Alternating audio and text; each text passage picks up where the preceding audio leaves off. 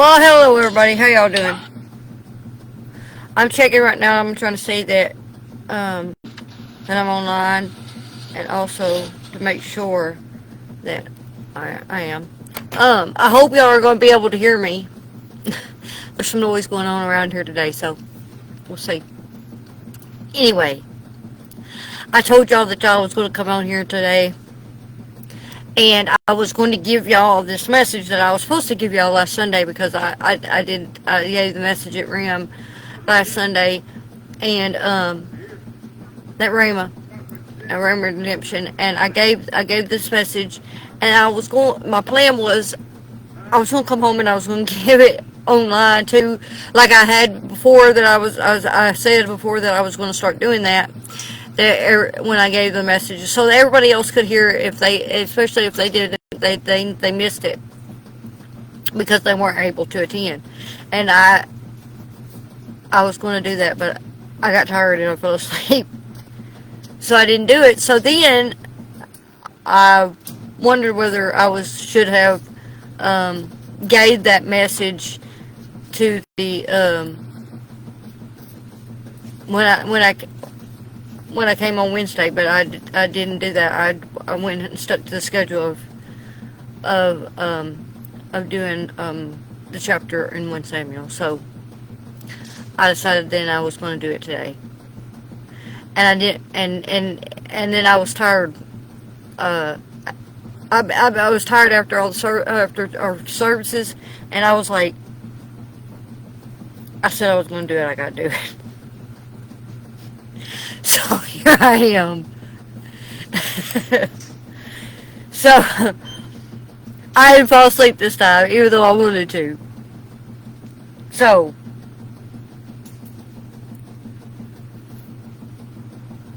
I'm gonna give this message. It's gonna be different than when I gave it at Rhema because usually that's when I give it right after I come back because I remember pretty much everything I said and how I said it, and I can give almost a word for word thing. But hey, maybe the Lord's going to have some more tidbits of nuggets in here that wasn't in here the first time around. So He speaks. So maybe this is for somebody else, and maybe if they didn't hear it the first time.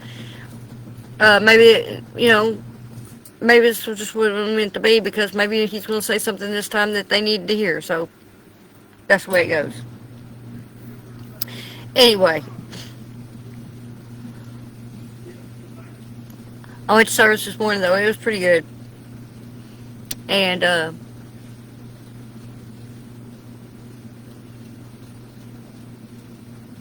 anyway, all right.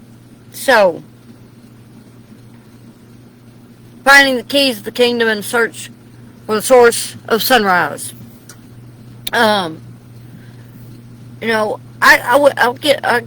wake up sometimes in the morning. Every time I get up in the morning, and the first thing I do is I walk outside and I look around. I take a look at the sunrise, the sun coming up, and I look around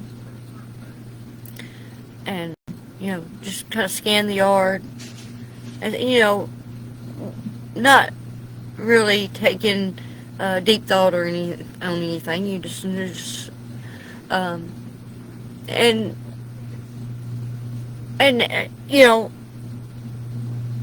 I've done this for a long time, and it gets commonplace. But anyway, it's just that's what you call just looking when you just surface level. And it's just observational and passive, and it doesn't take much effort to just look at something. And but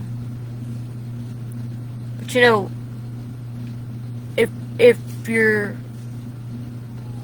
needing to go somewhere, and you get ready to go get in your car to leave, go to work, wherever, school, wherever you have to go, and you You realize you can't, when you go to leave, you realize you can't find your keys. And then you have to find those keys before you can go anywhere.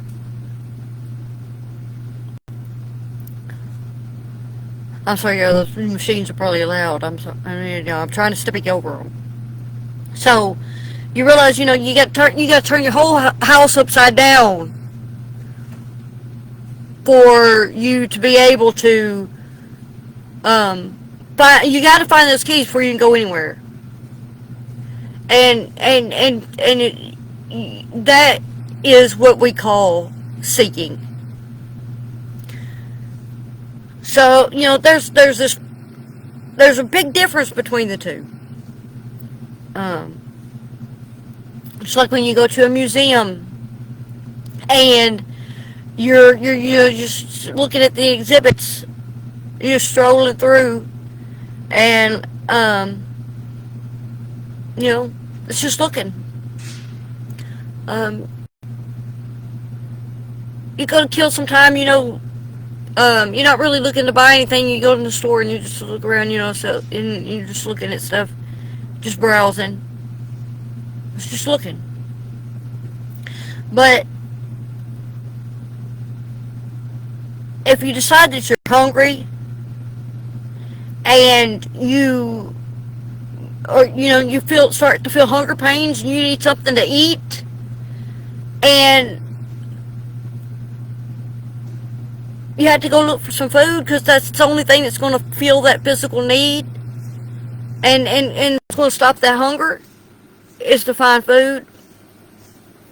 You're not just going to casually look. You're going to seek that out. You're going to find, and you're going to look for it with a sense of urgency. You're going to seek it. So this idea of looking is panoramic and detached, and it doesn't require any personal skin in the game. But seeking, on the other hand, is this laser focused and desperate action, and it requires a sustained, determined effort until you find what you require to satisfy your need.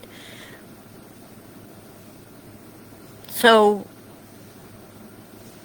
looking is a surface level act, but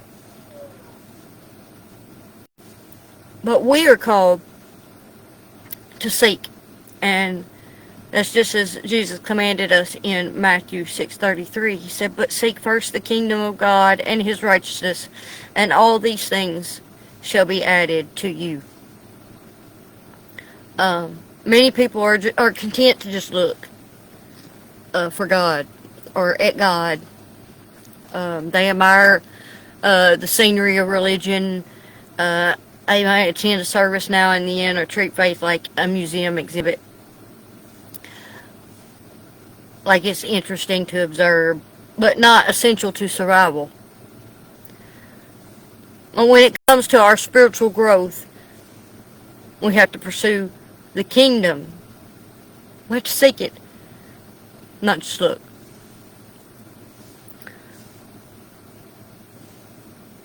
So to move from this casual observer to a dedicated seeker, one has to consider these spiritual truths.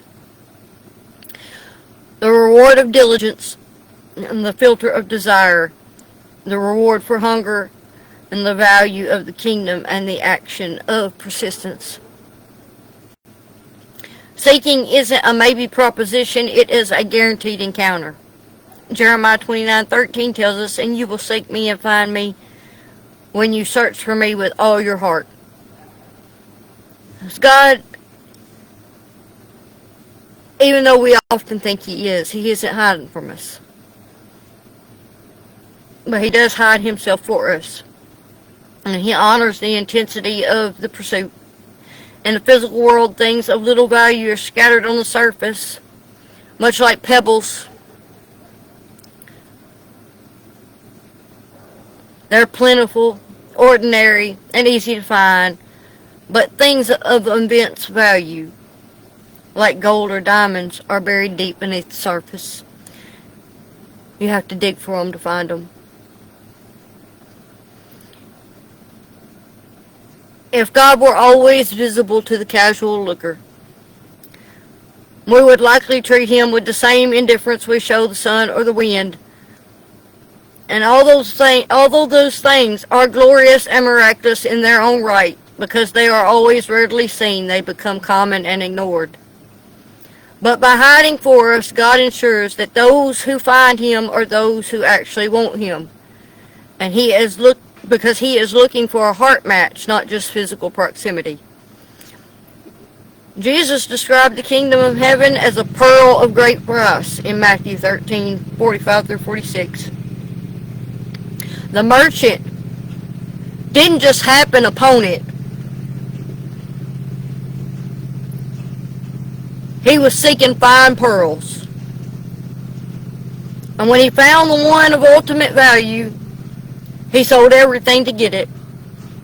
Because seeking requires a willingness to let go of even the good to attain the best.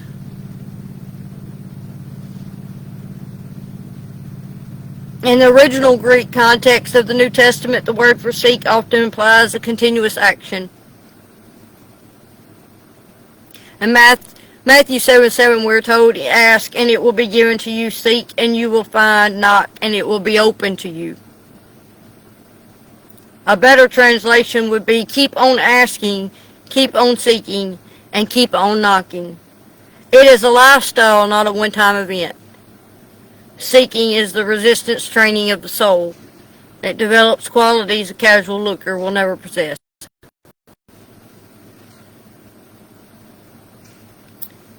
It develops our endurance as we learn to stay the course even when we don't feel a spiritual high. And it develops our focus because it requires us to tune out the noise of the world to hear that still small voice. And it develops our faith because it is an active demonstration of Hebrews 11:6. He is a rewarder of those who diligently seek him. You cannot seek what you don't believe exists. Therefore, God's timing and the delay in finding is actually what builds our spiritual muscle of endurance, focus, and faith. In Psalm 42:1, David described it as a deer pants for the water brook, so pants my soul for you, O God. If we think of a deer looking at a stream as different from that deer whose life depends on drinking from it. Seeking is driven by a spiritual thirst that nothing in this world can quench. There is a unique intimacy found in the find that doesn't exist in the given. As Proverbs 25:2 says, it is the glory of God to conceal a matter, but the glory of kings is to search out a matter. We don't just need the keys to get through our day or get where we need to go physically. We need the keys to unlock the source of the light itself. The most important part of seeking isn't actually the moment of finding. It is who you become while you are searching. If God gave us everything the moment we looked, we would remain spiritual infants. But requiring us to seek, he forces us to shed distractions and align our will with his. We cannot turn the house upside down for our keys without moving the clutter out of the way first. Similarly, we cannot seek the kingdom without displacing the idols that occupy our hearts. Our pursuit is the process of sanctification. While looking is driven by mere curiosity and yields only surface level information, seeking is driven by necessity and hunger, resulting in total transformation. Don't settle for being a spectator of the divine. If you want the all things to be added to your life, you must stop merely looking at the kingdom and start seeking the king with everything you have. So we must ask ourselves, are we truly satisfied with just looking at the sunrise? Or are we ready to turn our life upside down to find the King? When we talk about the keys, we have to look at Jesus. Jesus described himself as a door.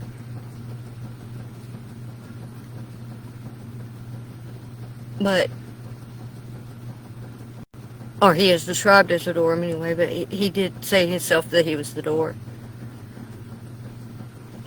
And no one enters the kingdom but by him. So we have to ask, what are the keys? The keys are his teachings. The keys are everything that the way, the path that Jesus taught us to walk. The thing, all the principles that he taught are the keys. Those are the things that through those keys we access him and we access the door.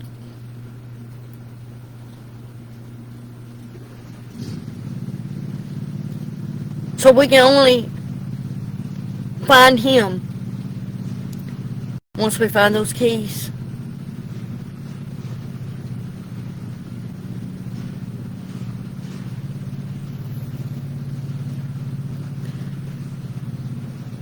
I hope y'all like that message.